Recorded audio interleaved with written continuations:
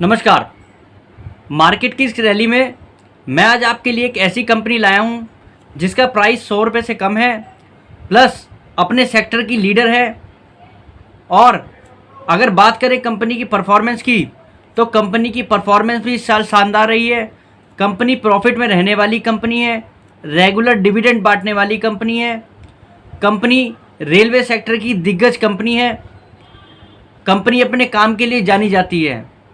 और जिस समय अगर आप देखें, इस समय मार्केट के अंदर स्मॉल कैप और मिड कैप में जिस तरीके से वैल्यूएशंस इतने हाई हो चुके हैं, उस हिसाब से कंपनी के वैल्यूएशंस भी बड़े अच्छे हैं। और फंडामेंटली अगर देखें तो कंपनी बहुत ही शानदार कंपनी है। कंपनी का नाम है इरकॉन इंटरनेशनल। आज मैं आपके साथ इरकॉन इंटरनेशनल कंपनी को फुल डिटेल में एनालिसिस करूंगा और आपको कंपनी के बारे में जानने की मदद तो मिलेगी, साथ ही आप उसको अगर अपने पोर्टफोलियो में शामिल करना चाहते हैं तो उसके लिए भी आपके सारे डाउट्स क्लियर हो जाएंगे। चलिए वीडियो शुरू करते हैं।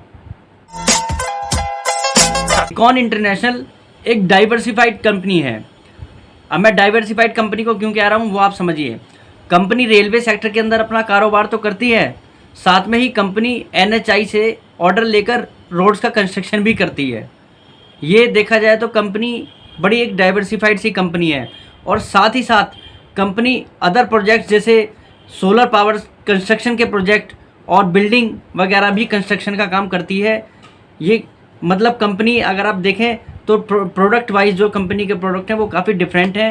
कंपनी जो है फुल्ली डाइवर्सिफाइड है कि ये कंपनी है। कंपनी को 90% रेवेन्यू अब भारत से आता है और 10% रेवेन्यू कंपनी को बाहर के देशों से आता है। मीन्स कंपनी की प्रेजेंस इंटरनेशनली भी है। कंपनी के क्लाइंट लिस्ट की बात करें तो कंपनी DMRC के साथ भी काम कर रही है। कंपनी कोलकाता मेट्रो कॉरपोरेशन के साथ भी काम कर रही है। कंपनी के क्लाइंट लिस्ट में पावर ग्रिड भी शामिल है। कंपनी के क्लाइंट लिस्ट में कोलकाता स्टेट इलेक्ट्रिसिटी बोर्ड भी शामिल है। और अगर आप कंपनी के फंडिंग जो है, कंपनी को जो फंड्स मिलते हैं प्रोजेक्ट्स के लिए, अगर उसमें देखें तो सारे इंटरनेशनली जो बड़े नाम हैं जैसे world bank, Asian development bank, African development bank, Japan bank और अरब कंट्रीज़ के भी कुछ ऐसे बैंक हैं जो कंपनी को फंडिंग करते हैं अपने प्रोजेक्ट्स के लिए। इट मीन्स ये है कि कंपनी की जो क्वालिटी है वो बड़ी शानदार है। इससे ये पता लगता है कि कंपनी एक बड़ी स्ट्रॉन्ग कंपनी है। अगर बात करें कंपनी की ऑर्डर बुक की, तो वो कंपनी की करंट सेल्स की लगभग 3.5 गुना है, जो कि बता रही है कि कंपनी का फ्यूचर अभी ब्राइट है काफ़ी, जिस हिसाब से कंपनी ऑर्डर ले रही है। और दूसरी बात यह है कि कंपनी के पास पाइपलाइन में अभी काफ़ी ऑर्डर हैं, क्योंकि कंपनी रेगुलर ऑर्डर्स के लिए बिड कर रही है। तो जिससे ये भी है कि कंपनी के हाथ में काफ़ी ऑर्डर यहाँ से आने की उम्मीद है। अब बात करते हैं कंपनी की सेल्स की। कंपनी ने FY23 में लगभग 10,300 करोड़ के आसपास की सेल करी है, और जिस पे कंपनी ने 765 करोड़ रुपए का मुनाफा भी बनाया है। कंपनी रेगुलर डिविडेंड बांटती है। कंपनी की ROE की बात करें, रिटर्न ऑन इक्विटी की, तो वो भी लगभग एवरेज 10 ईयर में 13% है, डबल डिजिट में है। कंपनी का शेयर प्राइस इस समय लगभग 82-83 रुपीज़ के आसपास है, जो कि काफ़ी अट्रैक्टिव है। अगर परफॉर्मेंस वाइज देखें तो कंपनी ने अब तक अच्छा परफॉर्म किया है। कंपनी का जो शेयर है पिछले कुछ समय में काफ़ी हद तक चला भी है। अब बात करते हैं कंपनी के वैल्यूएशंस की। ये भी आपको जान लेना बहुत ज़रूरी है। अगर आप इस कंपनी के वैल्यूएशंस को जानेंगे तो इसमें आपको ये ज़रूर पता लग जाएगा कि मुझे कंपनी के शेयर को ख़रीदना है या नहीं। कंपनी की बुक वैल्यू लगभग 55 रुपीज़ की है। तो देखा जाए तो कंपनी अपने बुक वैल्यू के लगभग 1.5 या 1.6 के मल्टीपल पे काम कर रही है, जो कि काफ़ी अट्रैक्टिव है। अगर कंपनी के PE की बात करें, प्राइस टू अर्निंग रेशो, वो लगभग 10 के आसपास है, वो भी काफ़ी अट्रैक्टिव है इंडस्ट्री के हिसाब से। मार्केट कैप कंपनी की 7784 की है।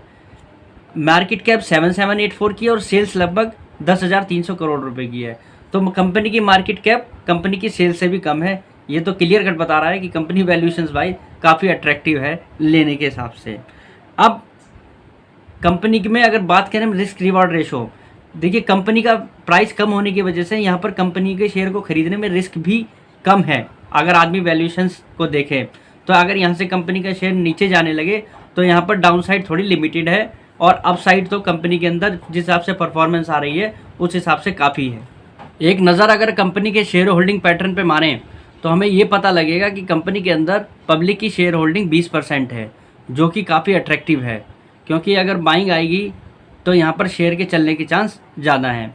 और प्रमोटर्स के पास कंपनी के ज़्यादातर शेयर हैं, प्रमोटर्स के पास कंपनी के 73% शेयर्स हैं। और FIIs की भी होल्डिंग कंपनी के अंदर लगभग 4% है। वो भी ये बता रहा है कि कंपनी के अंदर FIIs भी अंडर ओनरशिप है, उनके पास उसके शेयर कंपनी के ज़्यादा नहीं है। अब बात करते हैं कि कंपनी के शेयर को अगर पसंद आता है, वैल्यूएशन वाइज अच्छा लगता है और कंपनी के फंडामेंटल फाइनेंशियल सब अपने को सूट करते हैं, तो कंपनी का हमें अपने पोर्टफोलियो में कितना वेटेज होना चाहिए। देखिए उसमें एक ही फॉर्मूला है। अगर आप इंफ्रा सेक्टर को बूमिंग सेक्टर मान के चल रहे हैं तो इस कंपनी को भी आप अपने पोर्टफोलियो में शामिल करने की चेष्टा कर सकते हैं, लेकिन आपको कंपनी को लगभग अगर 1 लाख रुपये आप इन्वेस्ट करना चाह रहे हैं तो लगभग उसमें 15 से 20% आपको ही कंपनी के अंदर पैसा लगाना है। उसमें आपका ये होगा कि आपके पास इंफ्रा के और भी स्टॉक होंगे, और अगर कंपनी का शेयर यहाँ से कम भी चलता है या नहीं भी चलता है तो आपको और कहीं ना कहीं और दूसरे स्टॉक आपको कवर करेंगे। लॉस तो यहाँ पर कंपनी के अंदर दिखता ही नहीं है, वो तो ना के बराबर है, तो वो चीज़ आपके फेवर में रहेगी। तो आप इसको स्टॉक को अपने पोर्टफोलियो में ऐड करने के लिए सोच सकते हैं। अंत में वीडियो अच्छी लगे तो लाइक करना, चैनल को सब्सक्राइब करना। नमस्कार।